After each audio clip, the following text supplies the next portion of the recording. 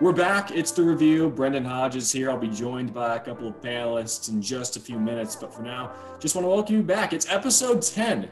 We've hit the decade mark in episode numbers, not years. Maybe we'll get there someday as well. For now, though, I want to welcome you into episode 10 of the review. We've got a lot to talk about today. And like I said, a couple writers coming on in a few minutes, one of whom is semi-sharply dressed. The other one didn't have to be. So we'll get to them when we get to them. For now, though, I want to get into my starting five, and it should come as no shock to you that I watch sports when I'm not doing this or school.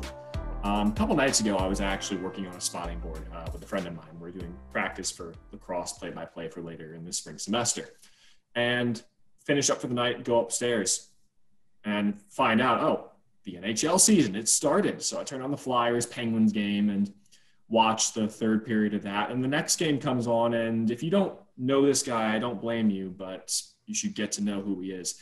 Doc Emrick, recently retired NHL lead for NHL hockey. He's been doing these various audio pieces where he writes an open letter to the NHL community, fans, broadcasters, just the whole community. And this one was about the changes that are being put into place within this NHL season, one of which, due to time constraints and when the season's starting, when they want it to end to get back on schedule, is a shortened schedule. Instead of 82 games, they have 56. We're seeing similar steps taken in the NBA, not necessarily the NFL or Major League Soccer, but even in college basketball, while they aren't trying to have a shorter schedule, it's going to end up that way. And that got me to thinking about a point that our man Sam Bass mentioned a couple weeks ago in regard to different conferences playing back-to-back doubleheaders over a weekend, maybe in the middle of the week, but also regionalizing their play, and how interesting that would be and how much more of a sense of urgency it would create for all of college basketball. My argument today, therefore, why not shorten the season just a little bit and make teams have to schedule this better competition? Say, like with the Big Ten ACC Challenge, that's all fine and dandy. Instead of playing just one team in either of those conferences, though, why not match up the Power Five? Maybe you can add the Atlantic 10 in there if you want, the American as well, and have each conference match up with another and play a certain number of teams from those conferences just to have a more competitive balance, have more interesting games on the docket for people to watch, and also help these teams not have cupcake games like North Carolina against, to quote a very famous sportscaster on Fox Sports, Panera Bread, per se. Why not do that? It makes it a lot more interesting for us. It makes it a lot more interesting for the fans. And it, like I said, puts in a bigger sense of urgency on the players, the coaches, that these games are for real at the beginning of the season. So they can't just cruise into the tournament. They have to actually earn their spot. It also gives chances for maybe mid-major teams to still play teams at their competitive level, but also take a step up, schedule some of those teams as well, maybe later in the season, or build their way up so they can face them in the tournament. Just a thought. It was an interesting thought Sam Bass brought up on an episode a couple of weeks ago. Not sure which one it was, but I figured I'd spend a little time talking about that. We're excited for the tournament. Let's just put it at that. It's only a couple months away. We're already getting into mid-season. Our mid-season awards episode is next week, and we'll talk a little bit about that later in this show. But for now, though, let's go ahead and welcome in our two panelists today. They're getting pretty familiar because I don't know why anybody else doesn't want to come on the show. Maybe it's Monday and Friday and they don't have any time. But the two Matts are back. The last two episodes, they were here individually. Today, they somehow found a way to get here at the same time. The boss man, Matt Majinski, in the semi-sharp polo and very dimly lit room, I may add.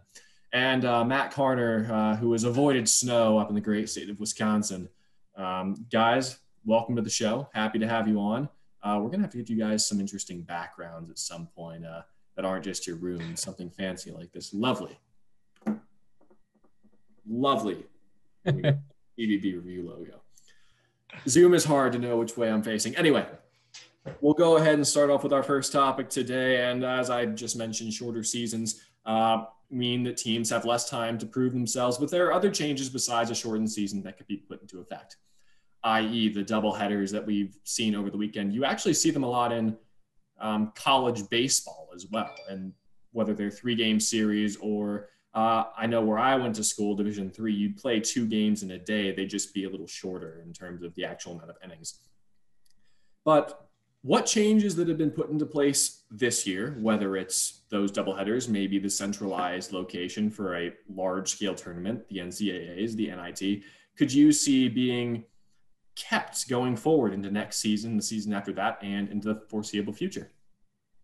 Yeah, I guess I'll start. I think that when you look at those changes, I think that you've definitely got to consider it if it works out. But then you also look at the contrary and you say that, there's just something about college basketball, like college football. These are the two sports, collegiate sports, that are played the most on television. So at least looking at the back-to-backs, I see that it works really, really good for this year. But again, like you get some of these back-to-backs in some of these conferences where it's two really, really good teams. And I just feel like you can go either way. You can be like, wow, these are two great games you get to watch. Um, I can't think off the top of my head these conferences that are doing it, but let's just say these are two 9-2 teams facing off and they play twice in a row like that. For me, I'd rather see them play once and then get to see it a little bit more down the line. I just think that means a little bit more. One team has a little bit more to prepare than the other team.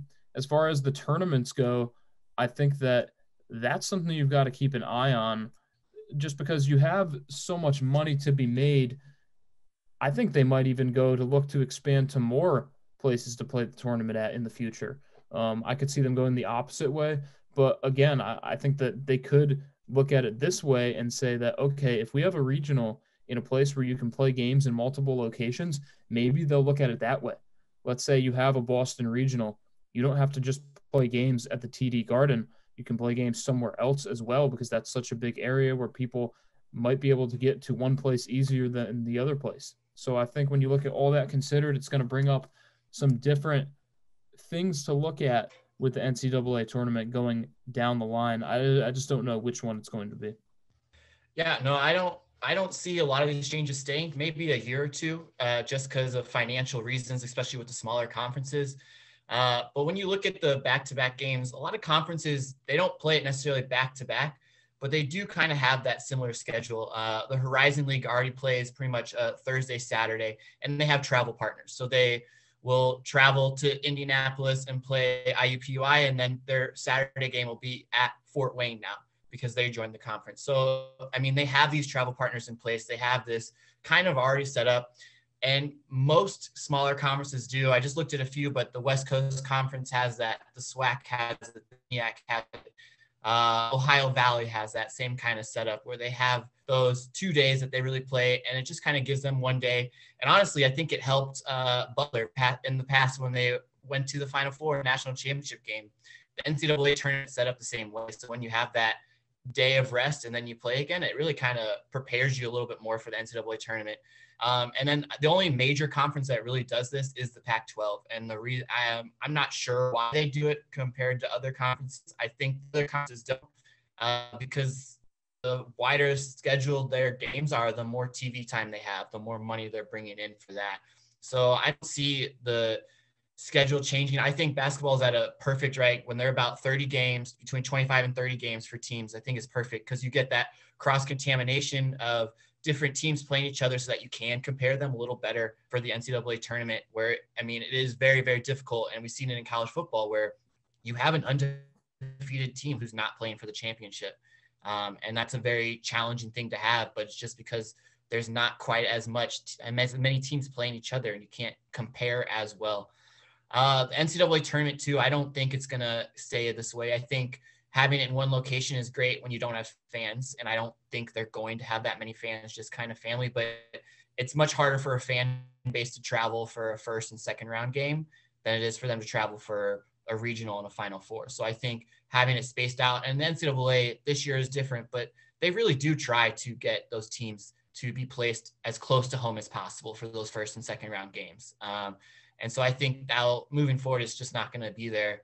And I think you're just going to see a bigger attendance when you have it spread out wider. It's much harder for the one city to host it and have all those fans kind of take off work constantly when you're going to have games pretty much back to back instead of having, oh, these are the 2 days that these games are going to be played. So ahead of time to do that. So I think a year or two, you might see mid-majors really trying to go more towards back-to-back or grouping those games together just for financial reasons, but I think it'll go eventually back to normal. I'd be interested then, Indianapolis hosting the entire tournament this year and how many markets there are that could host a section of the tournaments like that, not just the weekend in different venues rather than just the one, as Matt mentioned. But on another note, what you guys would think about playing a different conference as a non-conference sort of schedule. Say the Big Ten pairs up with the Big 12 for a year and they play 3 to 4 of those teams rather than scheduling the mid-major teams of the nation.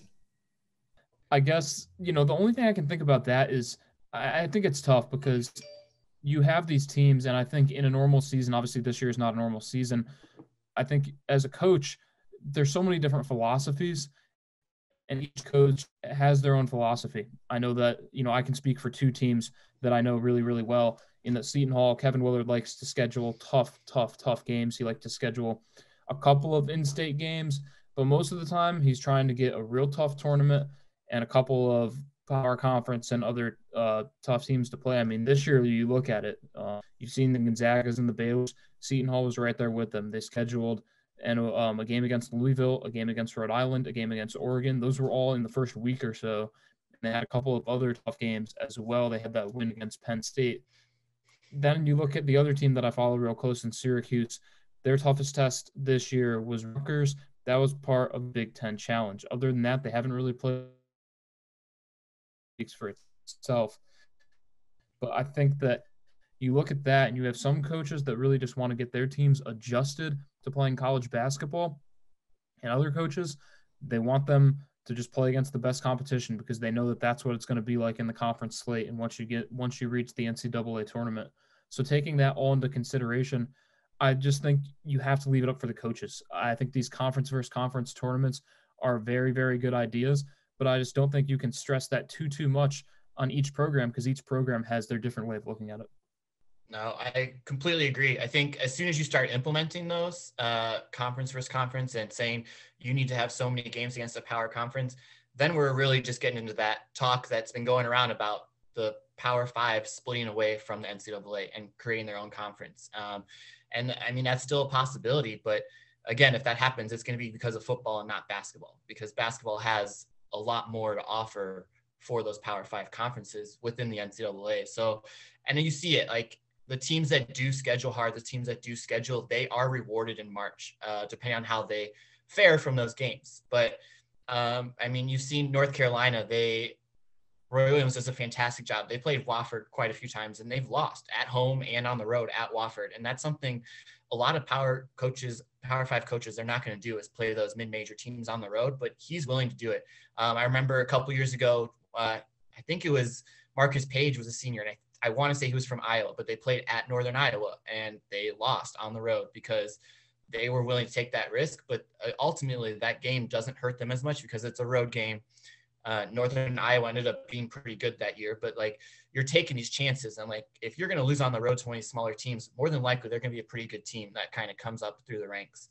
And even, I mean, you see it, and I think it just takes away the fun of the game too. Like last year you had Evansville go into Kentucky and take them down. You had Stephen F. Austin go into Duke and take them down. So I think if you eliminate that, you're kind of eliminating what makes college basketball so special, which is those mid-major programs getting that opportunity to take down these big schools, because you don't see that in every sport. You don't see those upsets as frequently as you do in basketball.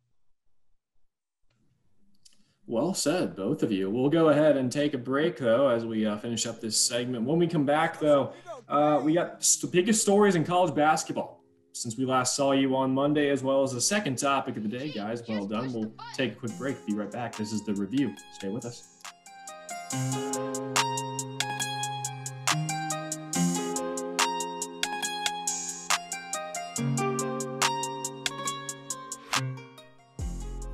Well, in case you didn't know, everyone, Matt Majinski here has been working pretty hard on the CBB Review website. And Matt, I would say it hasn't been looked better, has it? It has. We got the new website up and running, and it's looking good. I know we've tried.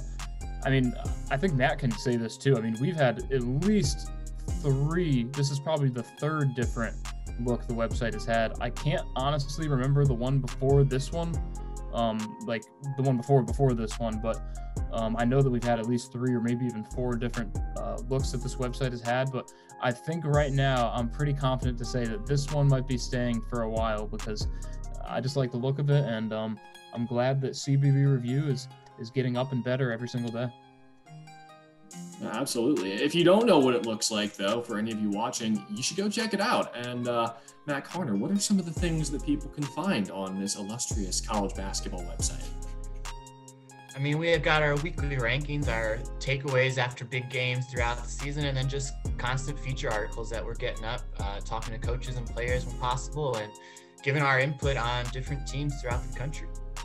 Well, if you want to see what college basketball looks like to college students, cbbreview.com is the place to go. Go ahead and check it out. We're going to keep on going here with the review, though. Plenty of stories really took flight over the course of the week, most actually in professional sports. Crazy trade this week, guys. We won't get into that because I'm sure you've heard that on plenty of the other larger media outlets. But for now, here are the biggest stories in college hoops since we last saw you, and starts off with a bad one, guys. Another Power 5 team canceled the rest of their season on the women's side. Virginia's women's basketball program became the second Power 5 program on either the men or women's side to do this after Duke's women's program made a similar decision on Christmas Day. The Cavaliers had been on a COVID-induced pause since the 19th of December and finished the season at 0-5. In a statement, Virginia did say it will maintain the current competition schedule for its other varsity sports programs and keep adhering to ACC health and safety protocols. Matt Majinski, because there are 2 Matts here, you're a little closer to the ACC than Matt Carner is right now. How do you think this affects the ACC as a whole, having 2 women's programs now out of the running? I don't think it affects it too much. In fact, it might even make the schedule easier to complete this season. I mean, obviously, I don't think any of these ACC programs want to see their rivals or their opponents cancel the season.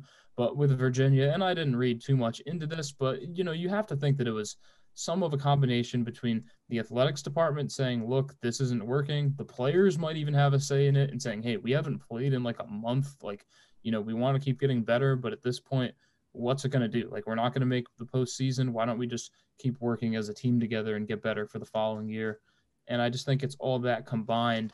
Women's basketball has had its struggles this year, almost more than the men's in some ways. A lot of these big programs haven't played as many games. And unfortunately, you've seen this with Duke and Virginia now. We'll go ahead and move on, though. Another tough loss in the men's rankings this time, though. UConn's men's basketball team said on Wednesday that guard and Wooden Award nominee James Bouknight out indefinitely now after having surgery on his left elbow Tuesday. UConn had earlier said the sophomore hyperextended his left elbow diving for a loose ball in the first half of the Huskies' win at Marquette on January 5th. He ended up coming back into the game, but he had missed UConn's past 2 contests, but wins over both Butler and DePaul. Bouknight had been leading the Big East in scoring, averaging just over 20 points and making 45% of his shots from the field. Guys, it's a Wooden Award nominee, and it's out for a pretty competitive Connecticut team.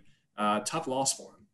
It definitely is, and it kind of sucks. It feels like this happens in the Big East quite often, where a prominent guard has been going down the past couple of years, and having this injury, you don't get to see them play. But it's good to see UConn finish off that game against Marquette where he did get injured, and it's good to see them kind of come back in with Butler and DePaul and be able to win those games and handle those games. It's really unfortunate we don't get to see him. Hopefully he does make a return at some point. We're not sure, but probably won't get to see him again this season. And I mean, that's really a bummer. And I mean, hopefully he's on the right track still to continue his career professionally too. Yeah. I mean, obviously, well wishes to James Bouknight. I mean, if he does come back this season, I'd be surprised only because, I know that he probably loves UConn. He's attending UConn right now, but his eyes are set on the NBA. He's a potential lottery pick. Hopefully this injury doesn't hurt that too much. We all know how injuries can be looked at, but sometimes it doesn't matter. It's just when I look at this UConn team, I still see a team that might be able to make the NCAA tournament. I know that kind of seems odd, but you look at this schedule, their next couple games, they got 2 against St. John's, home games against Xavier and Butler, and an away game against a Creighton team that they played really, really well. Now, obviously, Bouknight had about 40 in that game against Creighton the first time around. Those are 5 games where I think even without Bouknight, they could still win probably 4, most likely, 3 of them. It's just if UConn only wins, let's say 2 of those, I don't think you're seeing this team in March. It's a crucial 5 games. They can definitely earn wins there. But let's not forget that this team's best win is USC, and they really don't have any huge wins past that. So I just think it's a team that's going to be fighting for as many wins as they can get and hope they get in with, an amount of wins, because they're not going to be getting many quality wins without James Bouknight. Well, finally, game of the weekend, I believe we know what that award went to. In-state battle between ranked opponents, Texas Tech, ranked 15th in the country coming into it, and 4th-ranked Texas. Texas Tech down pretty much the entire game, down a dozen in the second half. Claw their way all the way back, tied at the 77. And with 3 seconds to go, transfer Mac McClung burying a jumper from just inside the 3-point arc to give Texas Tech the 79-77 win. The Red Raiders' next opponents, it doesn't get any easier for them, guys. They play Baylor, and Baylor no cupcake, as we all know. So, guys, has Mac McClung now solidified himself as a good addition to a Texas Tech team? I know there was some doubt earlier in the season from members of the crew. Start with Matt Carner this time. Yeah, I think if McClung plays the second half or plays the rest of the season the way he played his second half, I think he will make Texas Tech a lot better and just kind of be that person that they need. Their offense still to me is not necessarily the most consistent.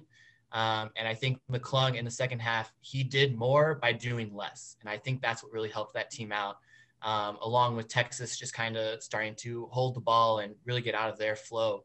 But I think by McClung doing that, he just dialed it back just one little bit, but it allowed his team to do more, and he was able to accomplish more because of that. And I think that's what he needs to do. And I think that's where he gets in the head when they get down or when they feel like it's just he has to take over, and he forgets about that whole team aspect of it in those moments. And I think that's where he needs to make that biggest jump. But he took that step in a very, very tough second half. So I think that's great moving forward for him.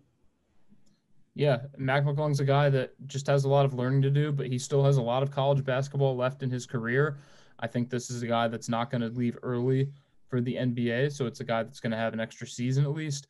And I think this is a guy that, Matt, you put it really well. Sometimes he gets ahead of himself. Sometimes he takes too many shots, tries to force the issue. I'm still not huge on him. I think he's very small. I don't know if he can go up against the bigger guys as much. He's not enough good of a shooter outside to really carry a team like that. So when he's shooting that many shots, it's just not going to work. But he is a gamer, and when he's on enough, then he can obviously help propel Texas Tech. It's just he's not going to carry them. They've got to have some other pieces stepping up, but it is a dangerous Tech team that can win a couple games come March. Well, those are the biggest stories in college hoops since we last saw you. We'll move on now to our second and final big topic of the day before we get into the latter part of our episode.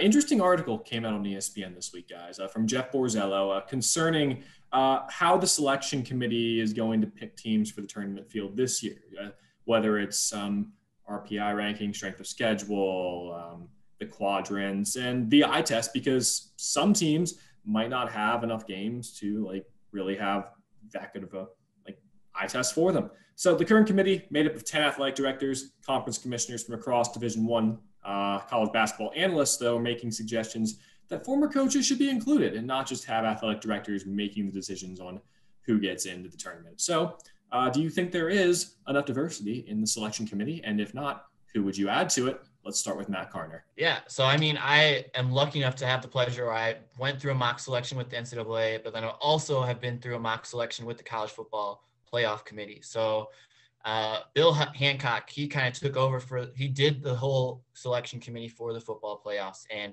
he used to be the director of the NCAA Basketball Championship. He modeled it exactly after basketball, and the 13 members just kind of came about because they did. But he did think it was important to have former coaches, former athletes. He even has a journalism professor from Arizona State on there who are there covering this game. And I think that's really important to have out there.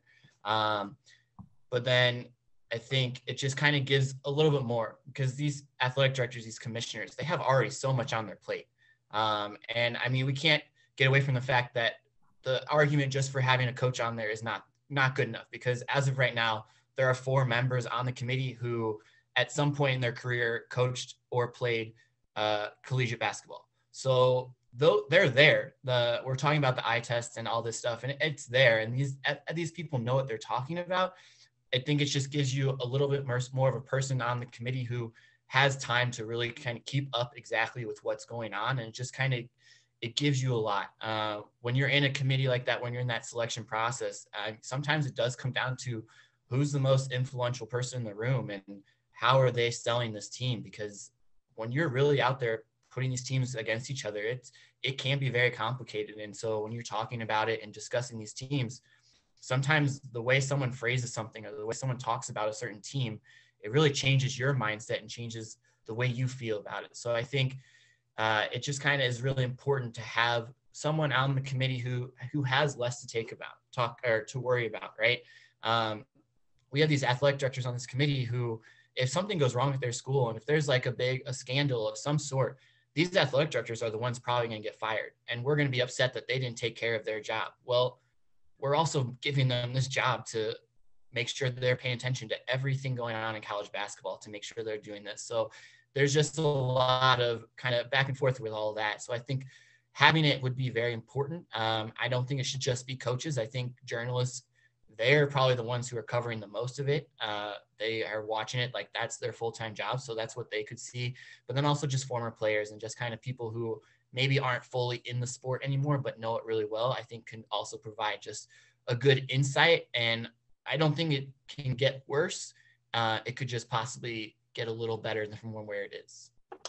Yeah, I think when you look at a committee, it's always tough because you just have so many different ideas, so many people that come from different places. They have different teams that they may have coached or played for. They have, I don't care what anyone says, some people still have a little bit of bias.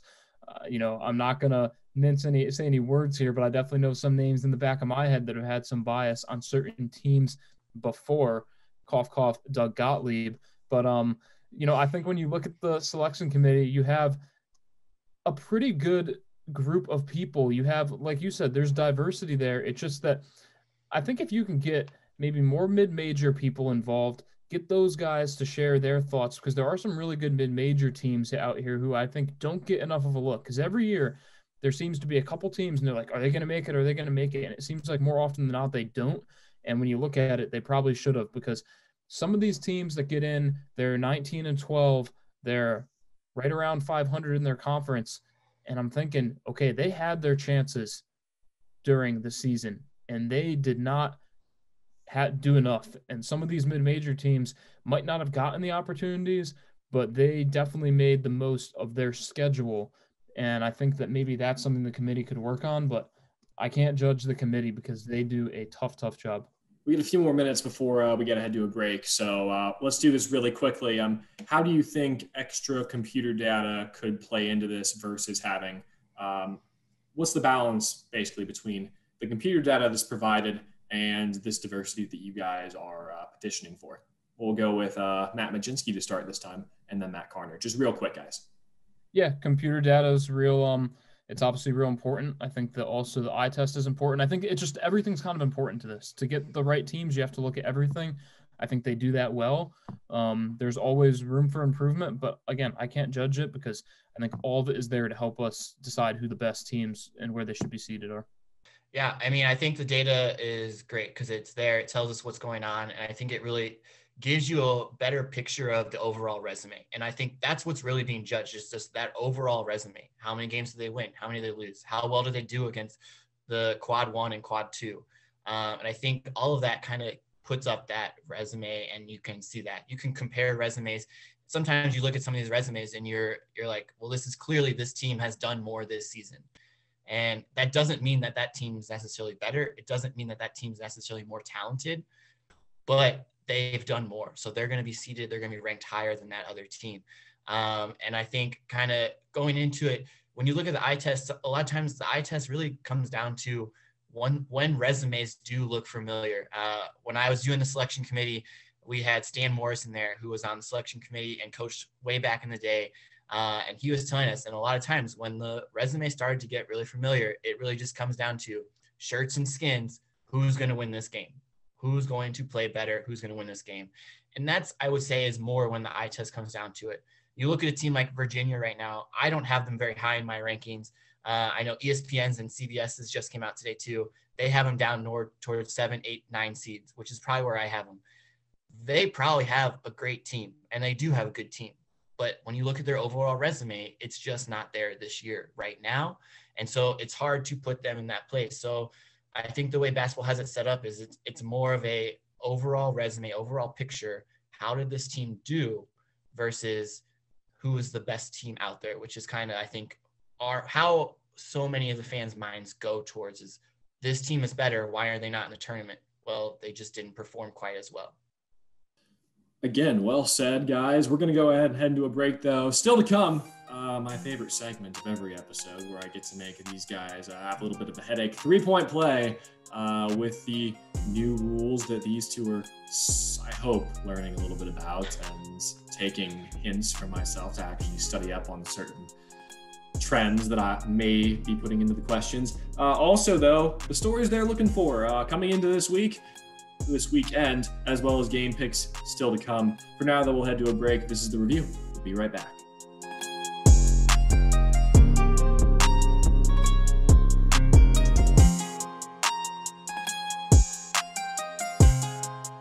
Back on the review. We'll see how long this works, guys. Recording has been difficult today. My internet's going in and out, but it looks fine right now. We're going to just hop straight into our 3-point play. You guys know how it works. 3 questions, all worth 1 point each. You guys are kind of climbing up the leaderboard, mainly Matt Carner. He went 1 for 3 last time out. He now sits at 2 points, but luckily for him, his opponent today went 0 for 3 the last time out. So we'll see how it goes, and hopefully you guys have been studying. We've been talking a bunch about the NCAA tournament and Final Fours lately. So figured that we'd go ahead and look back at the first ever Final Four in our first question today. That was held in 1939, but my question for you guys is, what city was that Final Four held in?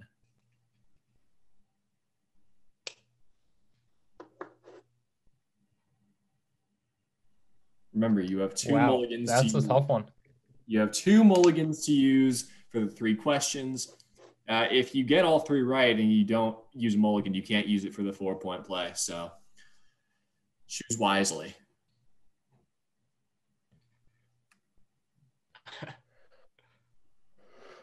I really have no clue.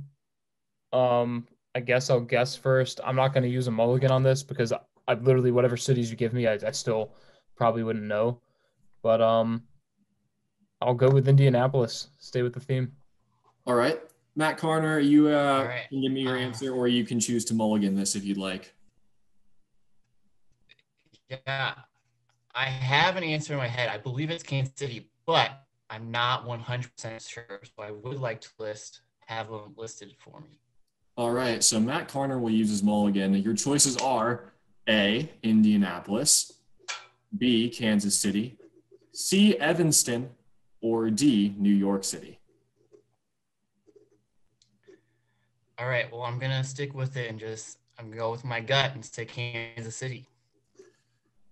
Well, we have 2 very different answers and 2 very wrong answers as well. The answer, gentlemen, is Evanston, Illinois. That one shocked me as well, though. I had to fact check that. It was indeed held at the home of the Northwestern Wildcats, Evanston, Illinois. That was when the Ducks, the Oregon Ducks, i.e., a.k.a. the Oregon Webfoots at that time, beat the Ohio State Buckeyes 46-33.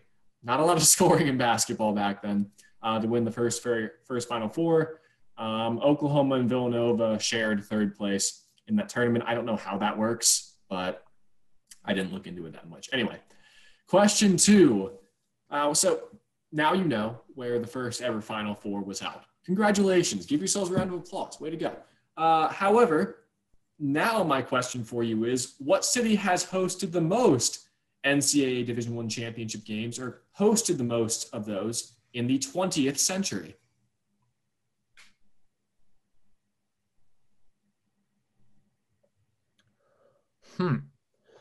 There's a couple of them that go in my head right now. I'm thinking of where they've held the Final Four over the past couple of years.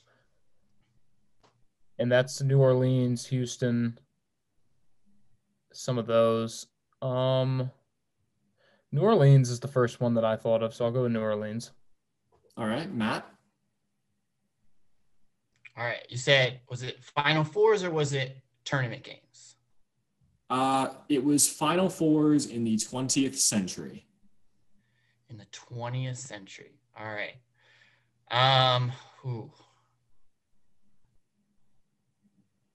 Again, my mind goes to Kansas City because I know a lot were played there.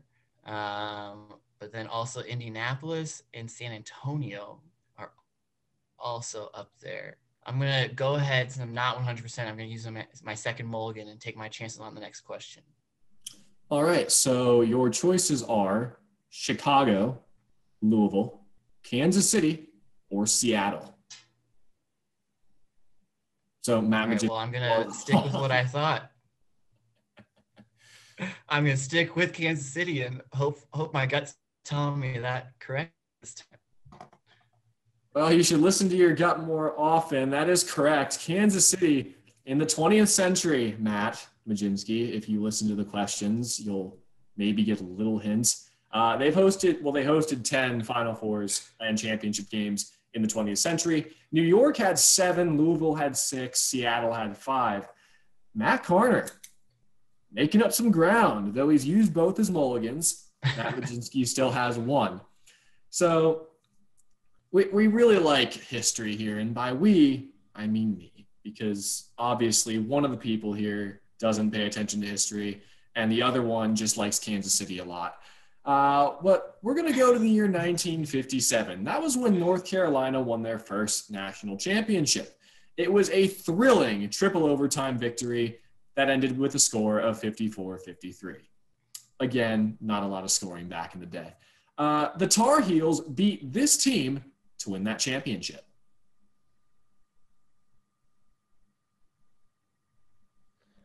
I have some ideas again, but I'm using my mulligan, and I'm not even putting my ideas out there until I know what these 4 answers are. All right. Well, Matt Carner, oh man, choices before you answer. So please, what is your answer, sir? Yes. I am trying to picture the book, The Legends Club. I know it says it in there, and I can't think for sure. But I want first team that came to head was Kansas. So I'm going to go with Kansas on that one. He's a big Kansas fan today, even though he's from Missouri. I'm not sure how to feel about that. Anyway, so Matt Majinski, you used your second mulligan. Finally, people actually using the things I give them. I'm a generous guy. I love giving gifts, and you don't take them until the third time. Third time's the charm, I guess. Matt Majinski, your choices are Houston, Cincinnati, Kentucky, or Kansas. So, I don't know who Kentucky would have had. I don't know who Houston would have had. Unfortunately, I'm almost 99% positive Cincinnati did have Oscar Robertson. And I'm also almost as positive that Kansas had Wilt Chamberlain. And those would have, if I'm right on that, those would have been 2 pretty darn good teams. But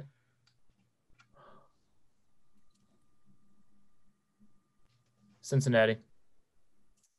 Well, I can tell you one of you was right, and it wasn't Matt with the 1T. Matt Carner, you are correct. Kansas has served you well. Matt Majinski is defeated. Matt Majinski on an 0-for-6 slump in the 3-point play. Yes, North Carolina beat Kansas, and as Matt Majinski pointed out, Kansas was led by that year's tournament's most outstanding player, one Wilt Chamberlain. It was the first they lost in the first multiple overtime game in NCAA championship game history. They had actually played in a couple semifinals up to that game. San Francisco, I believe, won the 2 national championships before that, then lost to Kansas in the semifinal that year. But guys, that's our 3-point play. Again, I get to save my 4-point play question until somebody can get all 3 right. Hopefully that won't come soon enough. And Matt Majinski is choking away his lead as we get closer to tournament time. That's when it really comes down to it. And you've been in here more than anything, Matt. Like, I think you need to go casual. I think it was the casual outfit that helped Matt Carner get the win there. That's our 3-point play, though, guys. It's always fun. I always like messing with you guys because trivia is my forte. We're going to go ahead and take a break, though, and coming up on our last block of this episode, we got game picks. We got stories to start your weekend. It's going to be a great weekend of college basketball and really just in the sports book in general. We'll see what the guys think about it when we come back.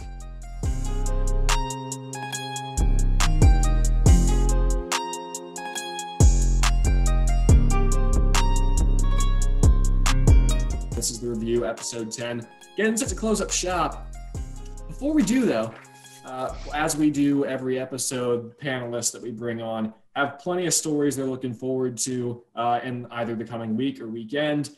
Every weekend in college basketball is a holiday, really. There's tons of games. You can literally turn on the TV and you'll find a college game somewhere. We'll go ahead and do stories to start your weekend, though. Matt Majinski, you are the loser of 3-point play, so you go last today. Matt Carner, what are your stories to start the weekend? Yeah, so, I mean, the biggest ones I'm really watching are just how teams respond to the week that they just had. So Wisconsin just got a beat down by Michigan. They're playing a Rutgers team that's lost 4 of their last 5. So I'm really interested to see how both of those teams respond, especially Wisconsin, after they pretty much just got manhandled with Michigan. And I'm looking to see how, I mean, Michigan, that was a huge, huge win for their program. They're really kind of facing their biggest road test that they've had so far this season at Minnesota. So I want to see how they respond to it, see if they're still up there.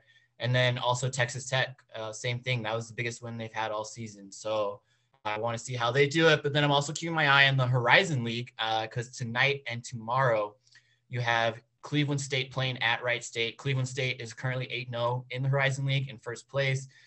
Kind of been a surprise, but they also, when you look at Ken Pom, like wins haven't been tremendous. They've kind of started with a little bit of an easier Horizon League slate. And then Wright State is currently 6-2. They have not been faring well in these back-to-back contests. So it'll be interesting to see how Wright State can do that because they're a very talented team who, for some reason, this year and the past couple of years, they just haven't been able to really completely come out of the Horizon League unscathed because they're a team that they potentially could have talks for an at-large bid, but not this year for them. So they really need to get this job done. Yeah, and I guess my big thing to look at this weekend is kind of I think it's the point in the season right now where when we look at where we're in mid-January, and we've seen the non-conference slate is largely done. I know some teams still have a couple more, whether it's a rival or whether they try to schedule someone if they had a long COVID break. But we're at that point where I think teams are going to start separating themselves. I think you've sort of seen this already.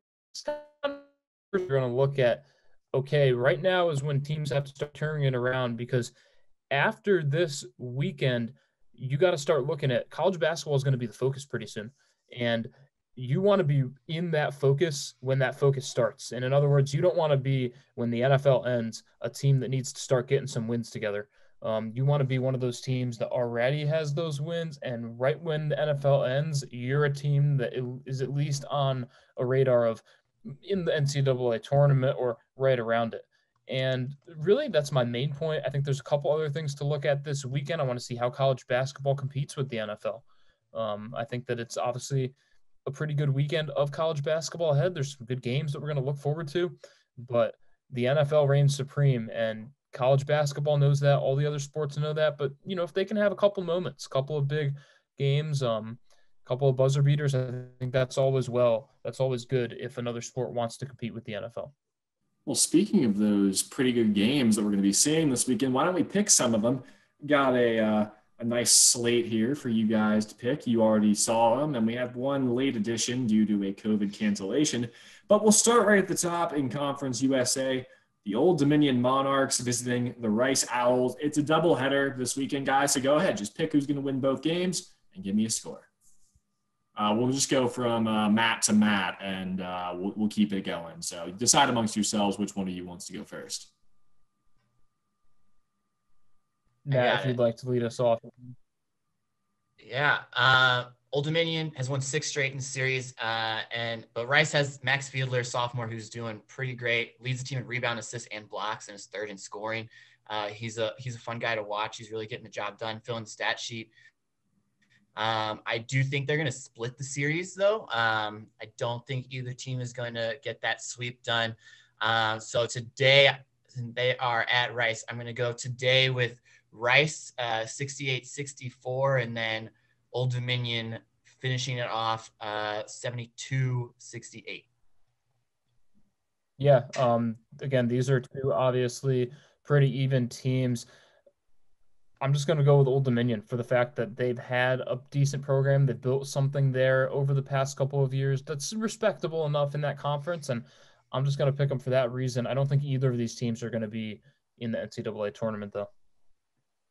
All right, we'll move on to a second doubleheader in Conference USA. The Marshall Thundering Herd taking on the Western Kentucky Hilltoppers. Again, 2 games that are going on this weekend. Who's winning them? Just keep going in the same way. Yeah, I mean, Marshall's got Tavion Kinsey and Jared West. Kinsey is top 20 in the nation in scoring. He's averaging 21.4 points per game. And West is kind of that perfect running mate for him. He's averaging 6.8 assists, 3.1 steals, and he's second on the team in scoring. So they're a big 1-2 punch. Western Kentucky has their own, though, with Charles Bassey and Tavion Hollingsworth. My question, though, is Bassey and Hollingsworth, their points per game, 16.8 and 14.8. Who's that third person? Is it going to be Frampton? Is it going to be Anderson? And I think that's where they've struggled, and that's where they've lost those games, is they don't have that third person stepping up because they don't have someone matching Kinsey's scoring. Again, I think this is a split, and I believe it's a home and home series. I think they're traveling through this. So I'm going to say, let's see here, Western Kentucky is going to win this first one, 72-65, but then I think Marshall comes back and wins 80-70. Yeah, I think this one is something that could be split between the two. I have Western Kentucky as the better team is what I'll go with. I definitely agree with Matt there. Either of these teams can win either game, but I just like the Charles Bassey, Tavion Hollingsworth combination. Those are 2 guys that can definitely get drafted.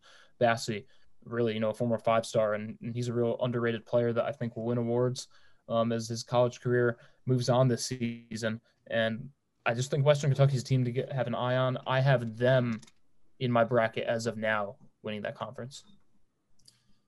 All right, well, the next game, Illinois is kind of fallen out of the limelight a little bit. We were really talking about them a lot towards the beginning of the season, and now it's kind of like, oh, Illinois, they're playing Ohio State this week. They're unranked. Ohio State's ranked 21st. So will the Illini get it done at home this weekend? I think they do. I don't know, and correct me if I'm wrong. Last I've seen CJ Walker, he sat out the last game. I haven't seen if he's playing or not yet for Ohio State. So I think that's going to be really big. And I don't think Ohio State has the man inside and take care of Kofi. So I think outside, I think make Ayo Dosunmu's job really hard. He is a player, so he knows how to get it done. I think Illinois will be able to get it done, but they kind of have the same question for me as Western Kentucky, and we know those 2 are going to perform each night, but who's that third person who's going to step up? And I think the games that they've lost, they haven't had that. So that's really what they need to find right now. But I do like Illinois in this matchup, and I'll go – it might be a big defense battle, but I'm going to keep it in the 60s, so I'll go 68-61 Illinois. NCAA tournament is teams that you got to keep on going down. Again, Illinois has the better team, and I've got the Fighting Illini winning this one. There's still a team, even though they've lost a couple games, there's still a team that you've got to keep an eye on as the rest of the season unwinds. Again, the internet is really making it hard today as the snow is finally starting to stick in the great state of Missouri. We'll move on quickly here. North Carolina playing Florida State. Two of the tallest teams in the country. Florida State, second tallest team, and North Carolina, eighth tallest team. So it's going to be definitely a battle inside. I still question North Carolina's on offense. And because of that, it's going to be an up and paced game. I do like Florida State this one. I'm going to go Florida State 85-79.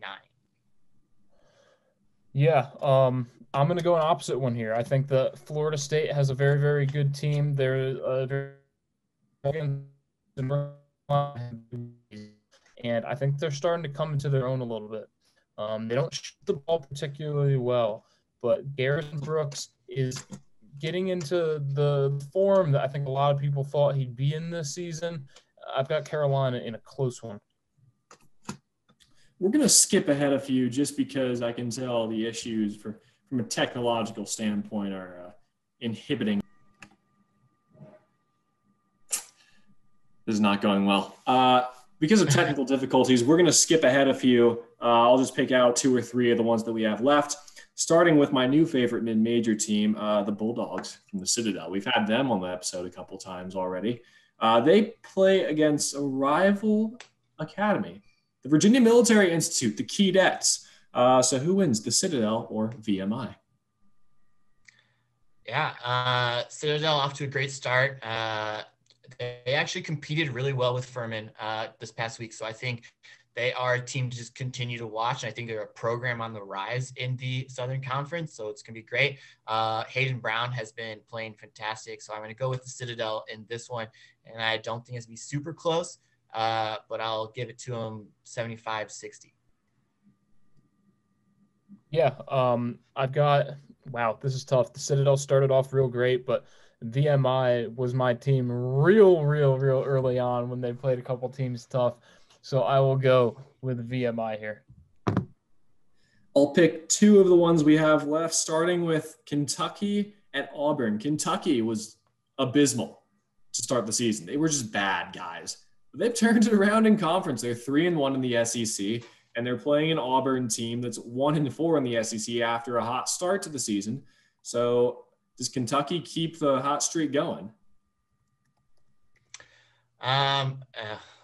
Tough one right here. I think Sharif Cooper for Auburn is coming in 2 games, averaging 27 points per game and 10.5 assists per game. But I think that was a large part. Like, he's a great player, but he's playing at Alabama and Georgia. So that's going to be a team's getting up and allowing that to happen. Kentucky's going to different style of play. They're going to slow the ball down a little bit more, play a little tougher defense than I would say those other two teams do. So I think he may come into and find his first college game and find it a little tougher than he's seen these past 2 games. So I do like Kentucky in this one. In a close one, though, maybe 70 or 68-72. I've got Kentucky in this one as well. I think that they are starting, like UNC, to get into their own form a little bit. They might still be another week behind, but I think that Kentucky's starting to roll into at least a quality team in the SEC. So I've got them in a close one as well. We'll finish up the picks today because of technical difficulties with a game we mentioned earlier. Number 2 Baylor, number 15 Texas Tech. The Red Raiders coming off an upset of Texas. Can they get it done against one of the last few teams that's undefeated in the nation? Yeah, Baylor is the only team in the country right now, top 5 in offense and defense efficiency at KenPom. Again, I still question if Mac McClung is going to lead this team or if he's going to harm it down the stretch. So I do like Baylor in this. I think Texas has great defense, and you saw that in the first half against Texas Tech, and they struggled. But Baylor's defense is not going to really let up like Texas's did down the stretch.